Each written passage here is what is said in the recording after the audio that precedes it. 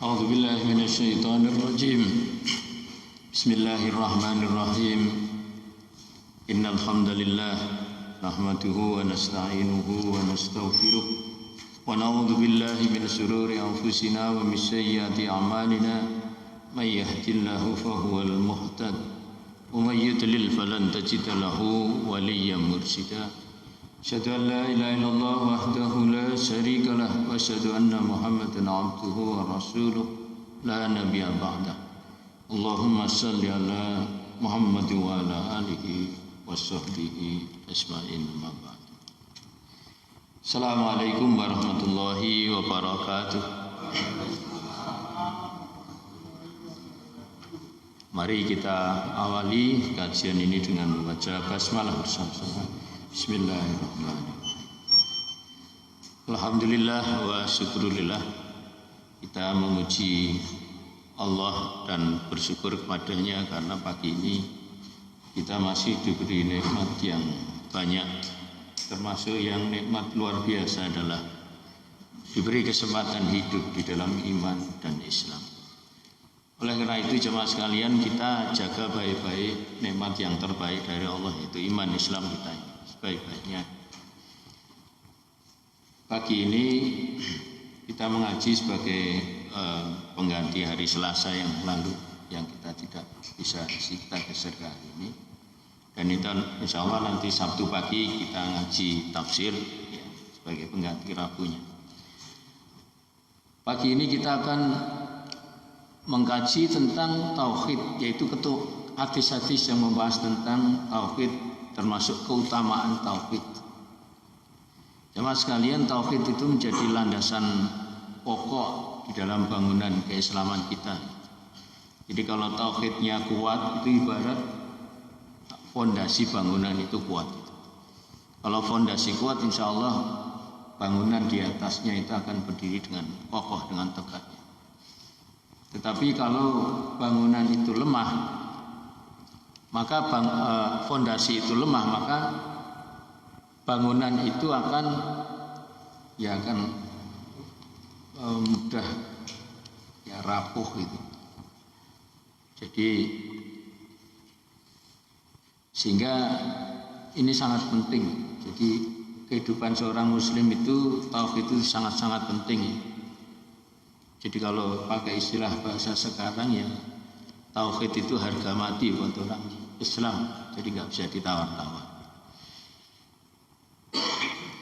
Jemaah sekalian, tauhid itu mengisahkan Allah, meyakini Allah satu, dan kemudian konsep tauhid itu ada di surah Al-Ikhlas yang sudah pernah dan mungkin sering kita sampaikan. Jadi di surah Al-Ikhlas, Qul huwallahu ahad, itu ayat pertama, itu tauhid. Tauhid, kemudian di ayat terakhir juga tauhid juga. Jadi walam yakul lahu kufuwan ahad, itu juga tauhid. Jadi ayat pertama, katakanlah dia Allah itu Tuhan yang ahad, esa, tauhid. Kemudian yang ayat terakhir, walam yakul lahu kufuwan ahad, dan tidak ada satupun yang menyamai dia, menyamai Allah. Itu juga tauhid. Jadi kalau pembukaannya tauhid, akhirnya tauhid, isi di dalamnya itu juga kandungan tauhid sebenarnya. Jadi Allah itu as-samad, itu tempat bergantungnya semua makhluk, itu tauhid. Lam yalid wa lam yulad, tidak melahirkan dan tidak dilahirkan, itu juga tauhid. Maka jamaah sekalian, ini harus kita jaga ya, karena inilah yang juga akan menentukan amal kita diterima atau tidak dengan tauhid ini. Kalau ada orang yang tidak mengakui keesaan Allah, ya maka amalnya tidak akan diterima, karena masih ada menganggap Tuhan selain Allah. Jadi kalau ada orang, ya bagaimana kalau hanya sekedar mengucapkan, ya jadi hatinya mengucapkan ada Tuhan selain, mulutnya mengucapkan ya, bahwa Tuhan itu tidak satu, sedangkan hatinya adalah menyatakan satu, itu namanya munafik. Jadi hati-hati ya. Yang kemarin sudah kita bahas tentang 25 Desember. Di hadis riwayat Muslim dan Tirmidzi juga Nasai, Nabi SAW menyatakan, ini saya kutip dari kitab Mukhtarul Ahadits. Jadi Mukhtarul Ahadits itu maknanya hadis-hadis pilihan. Jadi kalau kata Mukhtar itu maknanya memang pilihan. Mukhtar Mustafa itu maknanya pilihan. Jadi Mukhtarul Ahadits artinya hadis-hadis pilihan. Ahadits itu jamak dari hadis. Kalau hadis itu tunggal, ahadits itu jamak. Nabi menyatakan, Atani atim min Rabbi fa akhbarani annahu man mata min ummati la yusyriku billahi syai'an dakhala jannah. Qala faqultu wa in zana wa in syaraqa. Qala wa in zana wa in syaraqa. Rawahu Muslim wa Tirmidzi wa Nasai. Telah datang kepadaku utusan Rabbku,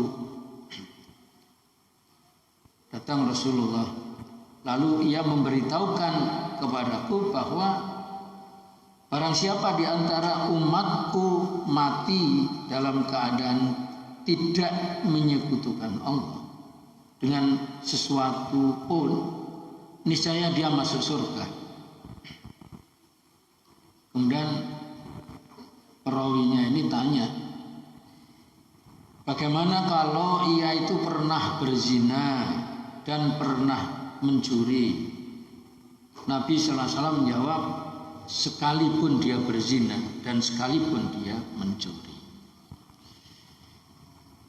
Jadi jamaah sekalian, maka yang dari hadis ini, maka yang sangat penting adalah ya kita bertauhid pada Allah, meyakini Allah satu-satunya Tuhan yang disembah, ditaati. Kemudian kita hindari jauh-jauh syirik. Syirik itu menyekutukan Allah, artinya membuat tandingan selain Allah. Jadi ya menganggap, pertama bisa saja wujud syirik itu adalah menganggap ada Tuhan selain Allah. Jadi Allah menyatakan di Al-Ikhlas tadi, surah Al-Ikhlas tadi, Allah itu Ahad, Esa, Tunggal. Kemudian ada orang-orang yang meyakini Tuhan itu tidak tunggal, tidak satu, tetapi 3, 4 atau 5 atau bahkan banyak misalnya. Itu jelas tanda syirik. Lalu jamaah sekalian, ini yang harus kita jaga, jangan sampai kita syirik. Termasuk yang dalam satu hadis lain Nabi nyatakan bahwa yang namanya Ar-Riya itu pamer, itu adalah asyirkul asghar. Jadi itu syirik kecil. Mengapa riya, pamer dikatakan syirik kecil? Karena biasanya orang yang pamer itu satu, dia merasa memiliki. Oh, ini nggonku. Kemudian juga yang kedua akibatnya, orang yang memiliki itu kemudian ya tadi, orang pamer itu orang memiliki, kemudian kalau memiliki membandingkan milik orang lain, dan biasanya kemudian merasa miliknya itu lebih dari yang lain. Itu bisa melahirkan takabur. Jadi riya itu bisa kemudian melahirkan takabur. Dan kalau orang itu takabur, orang itu sombong, itu sama halnya orang sombong, orang takabur itu sama halnya, kalau bahasa saya, nyaingi Gusti Allah. Mau berusaha menandingi Allah, nyaingi Gusti Allah. Mengapa? Karena yang berhak takabur itu hanya Allah. Di satu hadis sebutkan bahwa takabur itu pakaian Allah, yang kalau manusia itu minjem pakaiannya Allah itu, dia nggak akan masuk surga. Di hadis lain juga ada kan, kalau di hati seorang manusia ada sebesar atom kesombongan, dia tidak akan masuk surga, kata Nabi sallallahu alaihi wasallam. Maka jemaah sekalian, ya kembali, jadi kita tauhid. Kemudian di hadis lain disebutkan Yang penting menjaga tauhid. Setelah menjaga tauhid tentu kita beribadah kepada Allah. Ibadah mahdzah atau ghairu mahdzah, terutama sholatnya. Jadi yang namanya tauhid itu tidak sekedar di mulut, ya. Tidak asbun di mulut, ya. Allah Tuhanku dan sebagainya. Tetapi juga harus diwujudkan dengan lisan dan amal perbuatan, sebagaimana Nabi mendefinisikan iman itu al-imanu i'tiqadu bil qalb, ya, wa taqriru bil lisan wa amalu bil arkan. Itu definisi iman. Iman itu adalah meyakini di hati, mengucapkan lisan, dan mengamalkan di dalam perbuatannya. Jadi iman pada Allah tidak hanya di hati kita yakin, jika diwujudkan, ikrarkan kita lisan kita dengan banyak zikru bil lisan, kita mengucapkan takbir, tasbih, tahmid, baca Quran dan sebagainya. Kemudian diwujudkan dalam amal perbuatan. Nah, kemudian ini kita jaga betul. Nah, kemudian kalau tadi di hadis, sekalipun Nabi kalau ada orang yang pernah berzina, pernah mencuri atau berbuat dosa yang lain, itu bagaimana? Ya dikatakan Nabi itu tetap masuk surga, artinya dosa-dosanya itu akan diampuni. Jadi dengan kekuatan tauhid, kemudian ibadah yang rajin, tentu perbuatan-perbuatan yang buruk yang pernah dilakukan itu diampuni sehingga dia tetap bisa masuk surga. Orang yang menjaga tauhidnya dengan baik, menjaga ibadahnya dengan baik, tetapi pernah suatu saat berbuat salah, berbuat maksiat, itu tetap dia dijamin masuk surga karena kesalahan dosanya akan diampuni Allah SWT dengan ibadah dan tauhidnya itu. Di hadis yang lain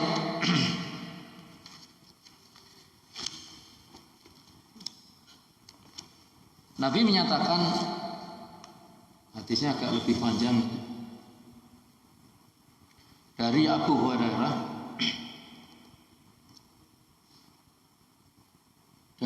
riwayat Ibnu Abudun.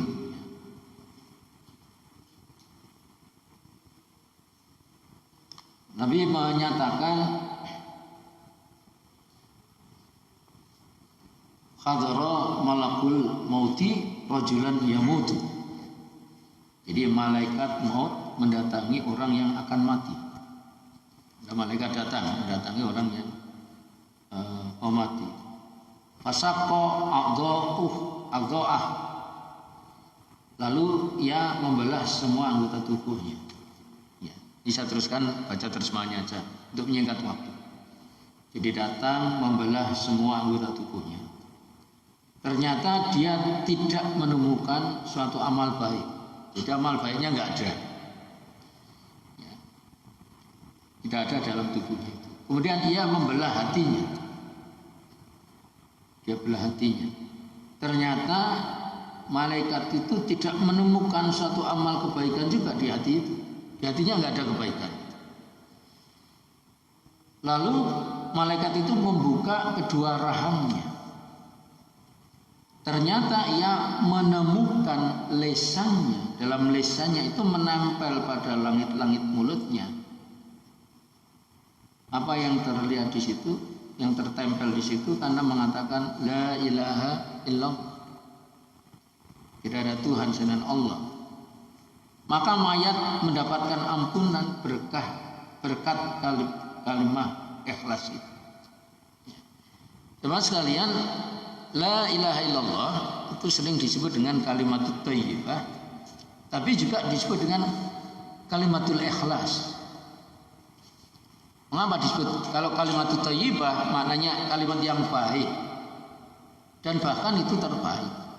Ucapan yang terbaik itu ucapan la ilaha illallah. Tulisan terbaik adalah tulisan la ilaha illallah. Nah, teman sekalian, itu disebut kalimatul thayyibah, tapi juga disebut dengan kalimatul ikhlas. Mengapa disebut kalimatul ikhlas?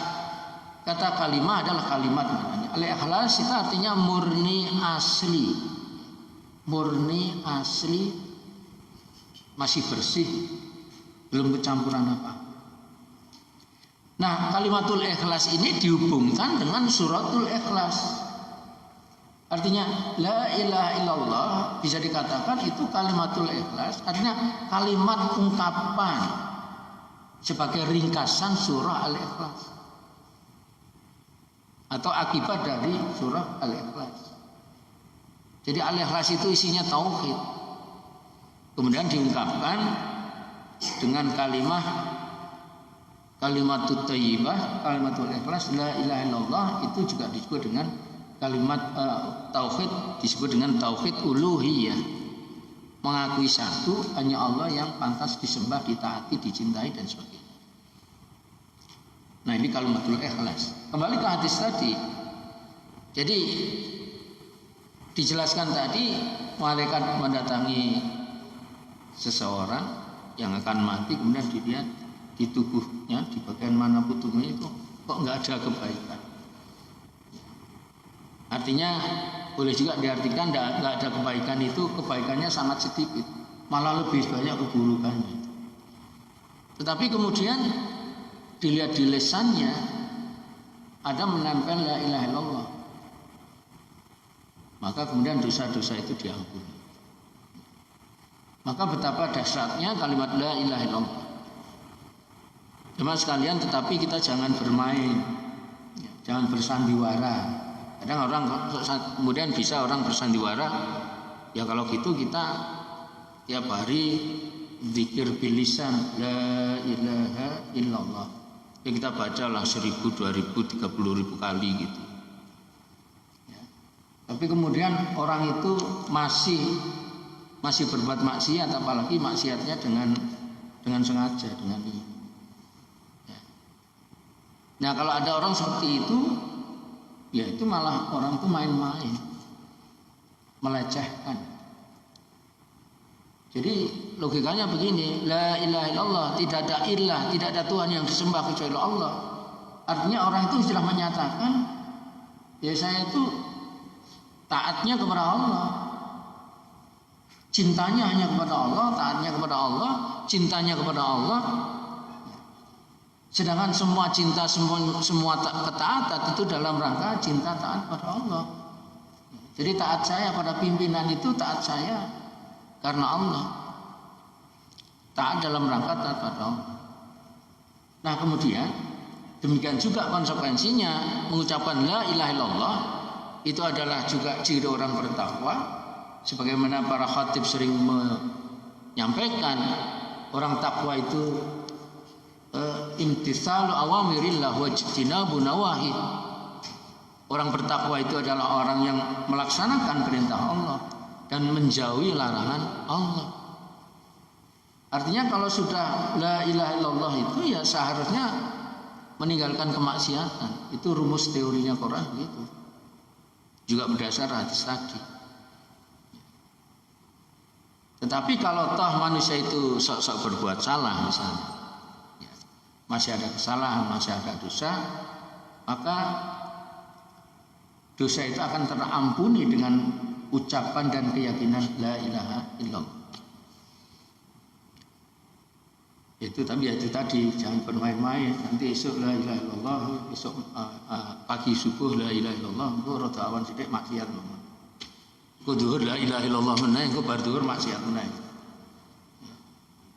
Ya. Tidak boleh semacam itu, karena itu permainan, dan Allah itu maha mengetahui niat hati seseorang. Nah, saya sampaikan hadis yang lain masih tentang tauhid.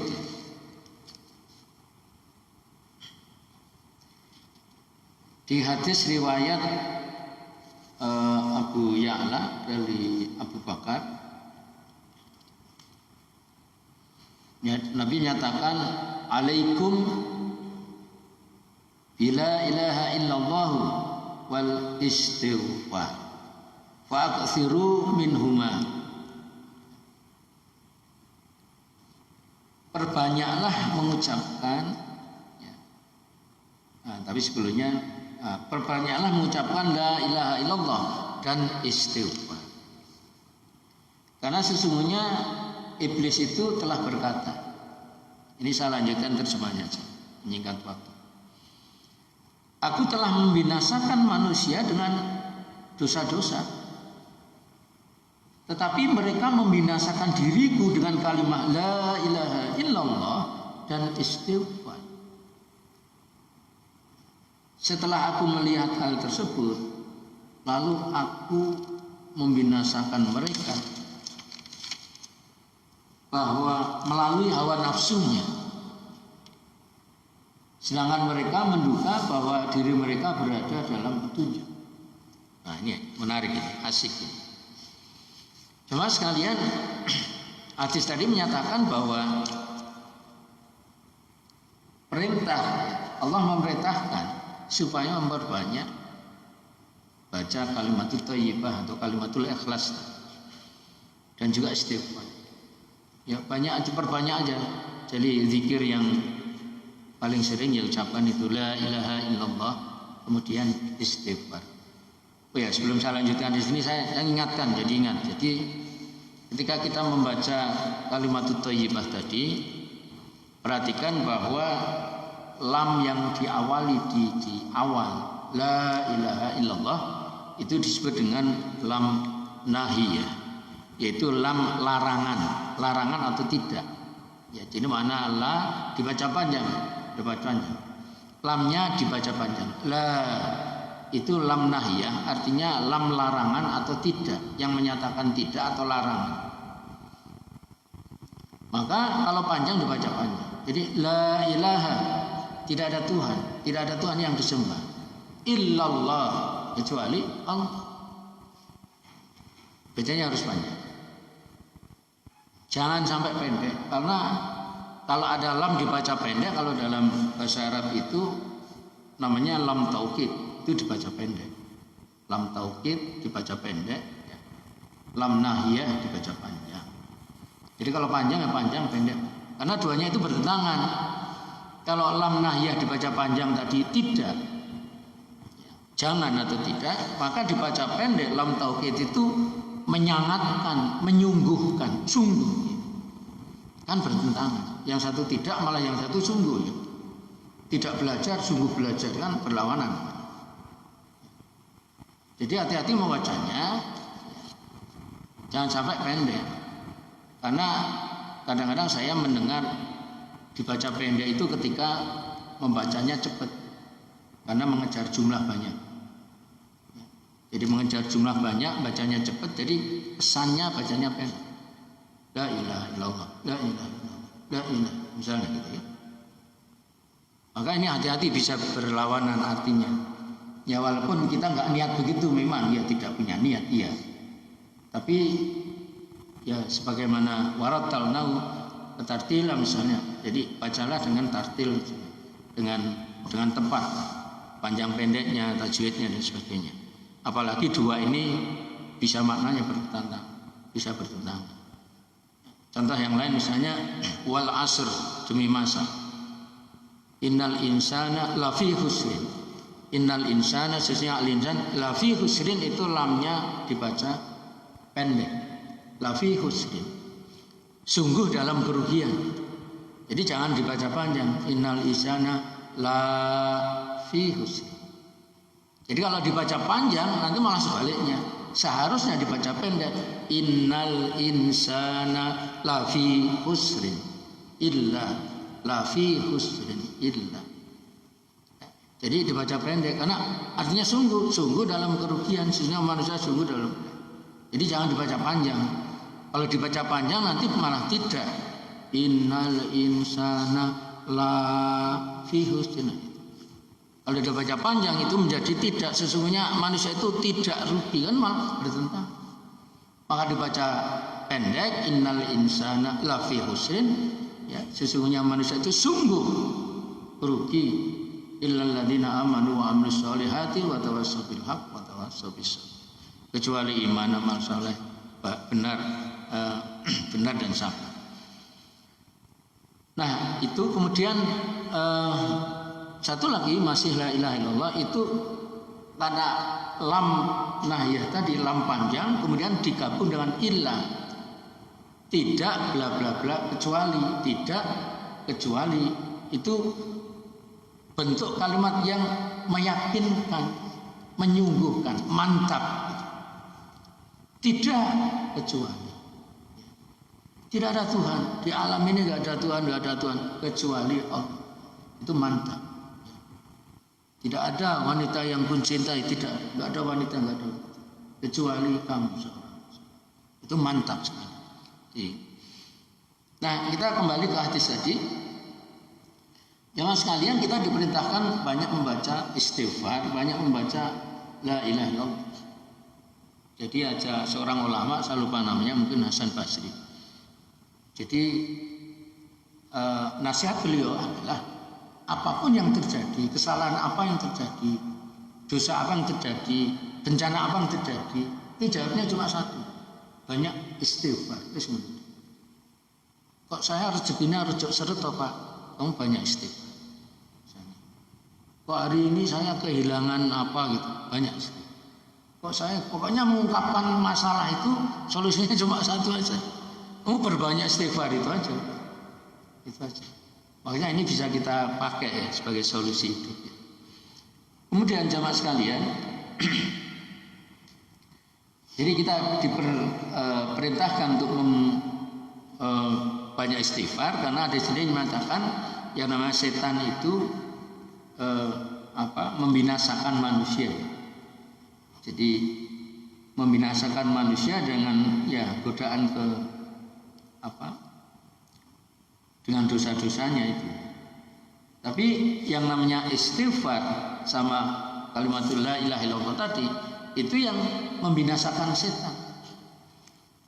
Maka ini mengapa kita diperintahkan sering banyak baca kalimatut thayyibah dan istighfar? Ya karena itu senjata melawan setan, dan setan mati dengan itu. Karena setan itu setiap saat, di mana saja, kapan saja itu memburu kita terus. Maka dengan memperbanyak itu kita lawan setan dengan itu. Nah kemudian ya tadi setan kemudian setelah kalah dengan kalimat itu, dia pakai cara lain udah manusia, yaitu nafsunya.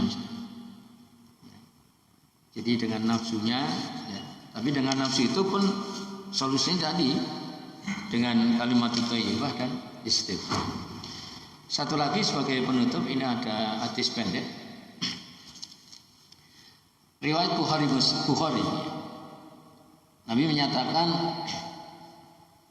la yuwafiya abdun yaumal qiyamati yaqulu la ilaha illallah yabtaghi biha wajhallah illa harramallahu alaihi nar. Rawahul Bukhari. Ini luar biasa.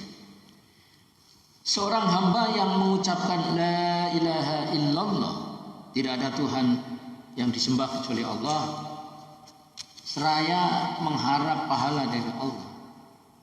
Kelak di hari kiamat tidak ada pahala yang patut diberikan kepadanya kecuali Allah mengharamkan neraka atasnya. Jadi neraka itu anti kepada ucapan la ilaha illallah. Ucapan la ilaha illallah tidak akan masuk neraka. Artinya kalau orang manusia sering mengucapkan ini, maka dijamin bebas neraka. Dengan kata lain, dia akan dimasukkan ke surga. Tetapi jamaah sekalian, sedikit juga kita ingatkan, ucapan la ilaha illallah itu bukan istilahnya ya, bukan asbun, bukan asal bunyi. Ya. Banyak mengucapkan kalimat thayyibah tapi sholatnya subuh kawanan terus misalnya. Ya. Malah seorang sholat bareng gitu. Banyak dia mengucapkan kalimat thayyibah tapi kadang-kadang orang sholat. Poso Ramadan bareng ya yang sempat poso, seorang poso. Duitnya akeh ya ora gelem zakat. Jadi kalau ucapan itu kemudian tidak mau ya, ucapan la ilaha illallah, tetapi kemudian tidak melakukan perintah-perintah Allah, itu sia-sia ucapan itu. Jadi yang dimaksudkan tadi kalimat la ilaha illallah yang menjamin dia itu masuk surga, bebas neraka, adalah ucapan yang kemudian diamalkan ucapannya sesuai pengertian iman tadi. Iman itu i'tiqadu bil qalb, keyakinan hati, takriru bil lisan, ucapan lisan, amalu bil arkan, diwujudkan dengan perbuatan. Jadi iman itu hanya harus tiga-tiganya itu. Tidak hanya keyakinan hati saja, tidak hanya mulutnya mengucapkan, enggak. Jadi kan ada orang kan tong kosong berbunyi nyari, asbun. Ya ngomong dong. Ya. Jadi kalau kita udah mengucapkan la ilaha illallah, tidak ada Tuhan yang disembah kecuali Allah, artinya aku siap taat pada Allah, perintahnya aku lakukan, larangannya ditinggalkan. Ya. Itu konsekuensinya begitu. Jadi nggak bisa ucapan la ilaha illallah mabuk jalan terus. Ya. Nanti baru mengucapkan la ilaha illallah zina jalan terus. Oh nggak bisa itu. Itu asbun namanya, sia-sia ucapannya itu. Jadi sekali lagi kalimatut thayyibah yang tadi menjamin masuk surga adalah kalimatut thayyibah yang setelah diucapkan konsekuensinya diamalkan. Kalau ingin lebih lengkap lagi ya diucapkan, dipahami, diamalkan. Wah itu luar biasa. Baik, saya kira itu untuk kajiannya hadis tentang ini ya. Jadi ini makanya harus hati-hati. Jadi makanya kemarin mengapa ucapan Natal itu dilarang ya karena ini kaitannya dengan yang lahir itu menurut mereka ya anak Tuhan. Ya. Karena kalau yang lahir anak manusia boleh mengucapkan, walaupun yang melahirkan itu non muslim. Tetapi kalau yang lahir anak Tuhan nggak bisa. Silakan Mas. Waalaikumsalam. Ya.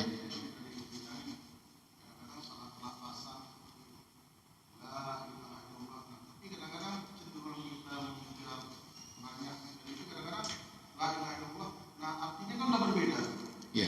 Apakah itu tetap diterima dengan niat awal kita sebagai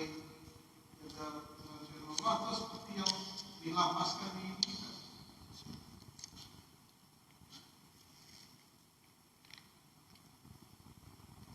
Teman sekalian, maka pentingnya ilmu. Ya. Jadi ilmu itu menjadi tiang iman atau menjadi rohnya iman bisa juga. Ya, ilmu itu bekal hidup. Termasuk ilmu tentang ya kalimat ini tadi, cara membacanya, isinya apa. La ilaha illallah tadi cara membacanya memang harus dibaca panjang. Tapi kalau dia itu tidak tahu atau belum tahu, ya insya Allah ini makfu, dimaafkan. Tapi orang tidak tahu itu dalam Islam ya harus belajar. Setelah dapat ilmu tahu baru diamalkan sesuai pengetahuan yang dia tahu. Ini seharusnya berjaya panjang ya dibaca panjang. Ya yang sudah gimana Pak? Ya wallahu itu urusannya dengan Allah. Ya kita istighfar saja, moga-moga diampuni, ucapannya diterima gitu aja. Tapi setelah kita tahu ya membacanya sesuai dengan ilmu yang benar yang kita tahu. Ya, saya kira itu ya. Ada lain? Oh Mas.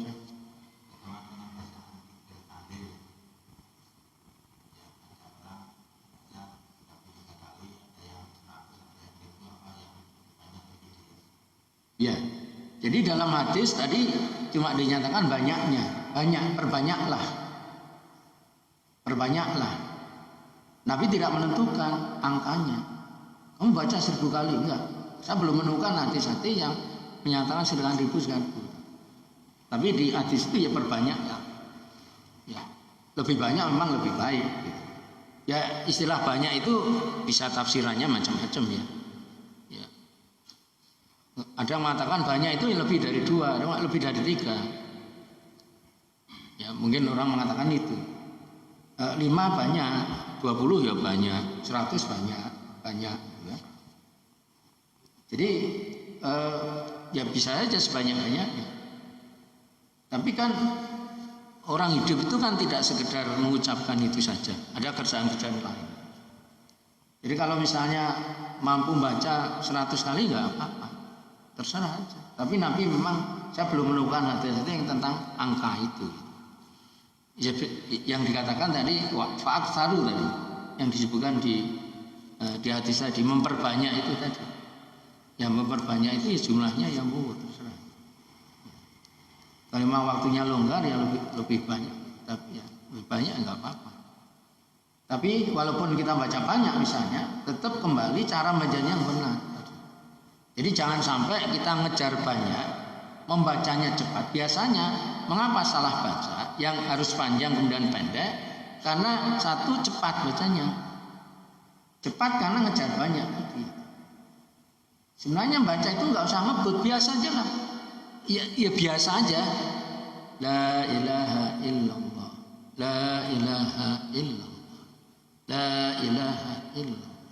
Jadi slow, tenang aja bacanya. Ya, jadi jangan cepat-cepat gitu. Jangan ngebut. Kalau ngebut nanti terkesan pendek maknanya. Jumlahnya nggak usah kita pusingkan deh. Ya.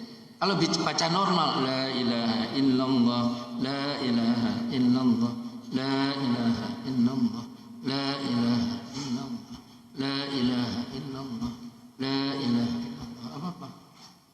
Ya.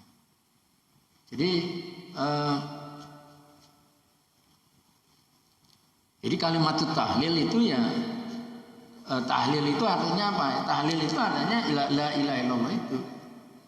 Jadi di alam ini nggak ada Tuhan kecuali hanya Allah. Ya. Jadi yang penting adalah bacaan yang benar, kita tahu terjemahnya, ya, kita tahu maknanya. Ini kalau dikaji la ilaha illallah ada 10 konsekuensi. Ini biar panjang kajiannya. La ilaha illallah, la ma'budu illallah, la ghayata illallah, la mahbuba illallah, la razika illallah, la malika illallah, dan seterusnya. Ada sekitar 10-an konsekuensi dari la ilaha illallah. Ya, ini memang sebagian dulu kita bahas, tapi sebagian belum kita bahas. Itu aja. Nah, jadi zikir dan tahlil itu artinya kita ingat Allah dengan mengucapkan la ilaha illallah. Kemudian kalau rangkaian susunannya, ya, harus baca ini dulu, urutannya ini dulu, itu urutan yang ditentukan oleh ulama.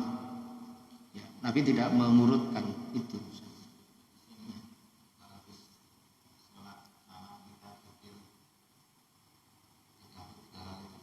Nah, kalau itu ada hadisnya.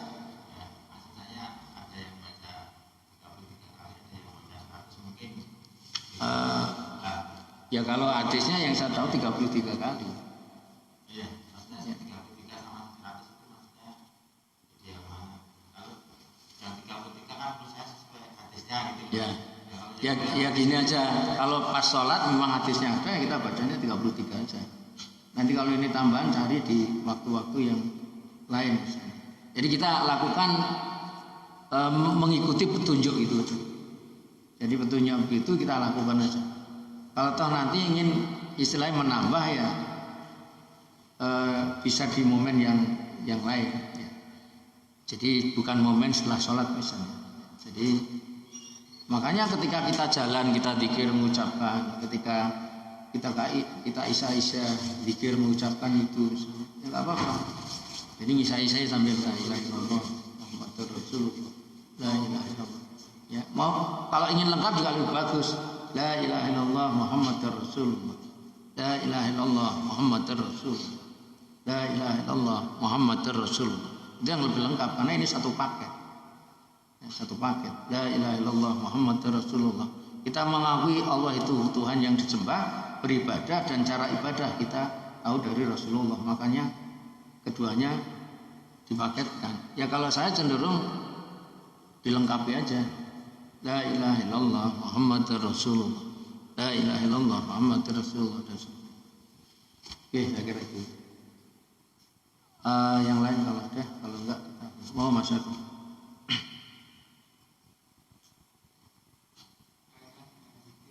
Ya.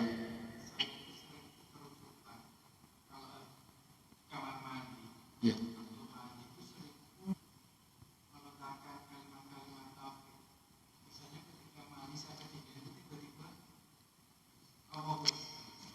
Ya.